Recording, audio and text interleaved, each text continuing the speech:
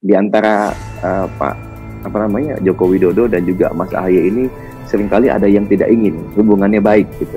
Seringkali berarti ada seseorang atau kelompok orang yang mencoba untuk menghalangi gitu, Bang Herzaki? Ya, ada yang mencoba, katakanlah kami kan mengantisipasi pihak yang memprovokasi atau menyampaikan bahwa kami mencoba melakukan sesuatu, karena berulang kali 4 orang ini penghasilannya seperti apa?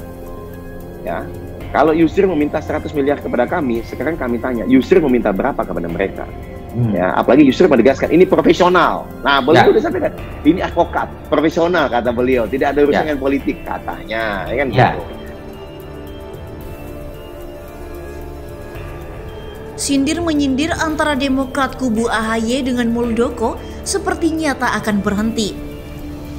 Terbaru Deputi Bapilu DPP Partai Demokrat, Kamhar Lakumani mengatakan dirinya lebih respek dengan mantan Sekjen Hanura yang sekarang menjadi Ketua Umum Partai Kebangkitan Nusantara atau PKN, yakni Gede Pasek. Diketahui Gede Pasek juga merupakan mantan politisi Demokrat yang loyal kepada Anas Urbaningrum. Kamhar menyatakan langkah yang dilalui Gede Pasek lebih terhormat dibandingkan Muldoko CS yang melakukan pemberontakan terhadap Demokrat. Mendengar sindiran itu, Demokrat kubu Muldoko mengatakan saat ini wajib hukumnya Partai Demokrat untuk dikembalikan kepada rakyat.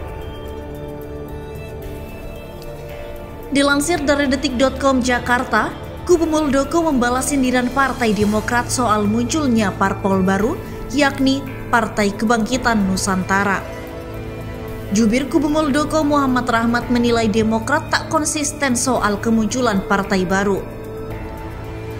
AHY dan kubunya menggunakan tangan besi ala Hitler dalam mengelola partai dan membuat ADART yang syarat oligarki, tirani, dan otokrasi sehingga komitmen kuat menjaga iklim demokrasi yang kondusif dan sehat itu hanya pepesan kosong dan hipokrit demokrasi, ujar Rahmat dalam keterangannya pada Senin 1 November 2021.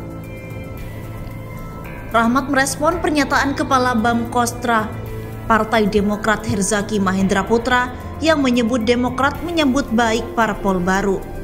Rahmat menganggap pernyataan Demokrat yang tak alergi dengan perbedaan pendapat tak sesuai fakta, sebab menurut dia, Demokrat menilai parpol milik pribadi. Hal itu terlihat dari upaya mereka mengubah sejarah pendirian Partai Demokrat dengan merubah ADART partai dan memasukkan nama SBY sebagai pendiri dan menghilangkan 98 nama pendiri asli Partai Demokrat, katanya. Terkait pernyataan kubu AHY yang menyebut loyalis Anas lebih berani dari kubu Muldoko, ini menunjukkan bahwa kubu AHY tak mengerti dan tak paham esensi demokratisasi pasca reformasi, yakni menolak oligarki, tirani, KKN, otoraksi, dan totaliter, sambungnya. Rahmat mengatakan partai bukan soal berani atau tidak, melainkan perjuangan demokrasi. Bagi kubu Muldoko, mengembalikan kepemilikan Partai Demokrat kepada rakyat adalah harga mati, adalah fardhu ain, wajib bagi setiap warga negara untuk menghapus praktek oligarki, tirani, otokrasi, dan totaliter ala Hitler di dalam Partai Demokrat. Itulah jihad politiknya Pak Muldoko, paparnya. Terkait kemunculan PKN, kubu Muldoko menilai hal itu merupakan bentuk kebebasan berserikat. Dia menilai wajar ketika belakangan muncul partai baru. Sesuai ketentuan, partai calon peserta pemilu harus mengikuti verifikasi administrasi bagi partai yang memiliki kursi di DPR RI atau verifikasi administrasi dan faktual bagi partai baru dan bagi partai yang tidak memiliki kursi di DPR RI. Negara yang kuat dan politiknya cenderung stabil adalah negara yang memiliki partai politik 2 atau 3 saja. Namun dalam proses demokratisasi pasca reformasi 1998, kami hargai lahirnya partai-partai baru yang suatu saat nanti kami harap akan mengerucut menjadi 2 atau 3 partai besar, ujarnya. Sementara itu diberitakan sebelumnya oleh galamedia.pikiran.rakyat.com, Deputi Bapilu DPP Partai Demokrat Kamhar Lakumani menghormati keputusan yang diambil oleh para loyalis Anas Urbaningrum untuk membuat partai politik baru, Partai Kebangkitan Nusantara. Partai Kebangkitan Nusantara diketahui diketuai oleh ex-sekretaris jenderal atau Sekjen Hanura, Gede Pasek Suwardika yang baru saja mengundurkan diri. Menurut Kamhar, keputusan tersebut tentu sudah dipertimbangkan dan dikalkulasi secara matang. Kami menghargai dan menghormati keputusan Brigade Pasek yang meninggalkan posisi sebagai sekjen di Partai Hanura, kemudian bergabung dan didaulat sebagai Ketua Umum Partai Kebangkitan Nusantara. Pilihan ini tentunya telah dipertimbangkan dan dikalkulasi secara matang, ujarnya pada wartawan pada Sabtu 30 Oktober 2021. Kamhar juga mengakui bahwa Gede Pasek merupakan seorang yang cerdas, berintegritas, serta sahabat loyal. Saya cukup mengenal beli GPS.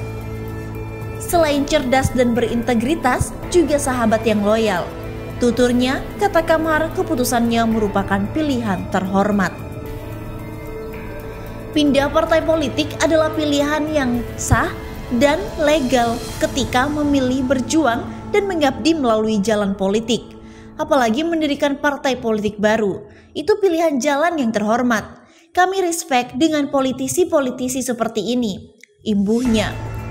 Lebih lanjut, salah satu loyalis Agus Harimurti Yudhoyono atau AHY ini menyindir Muldoko CS yang hanya bisa membegal Partai Demokrat. Bukan mengambil jalan pintas untuk membegal parpol lain sebagaimana dilakukan KSP Muldoko dan kaki tangannya yang memilih jalan pintas dengan cara-cara yang ilegal dan melawan hukum, tegasnya.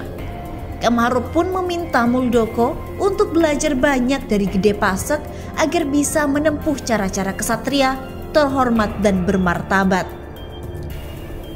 KSP Muldoko mestinya belajar banyak ke Beli GPS yang pernah berada pada naungan partai yang sama, yaitu Partai Hanura, agar menempuh cara-cara yang kesatria, terhormat dan bermartabat ketika masuk ke dunia politik.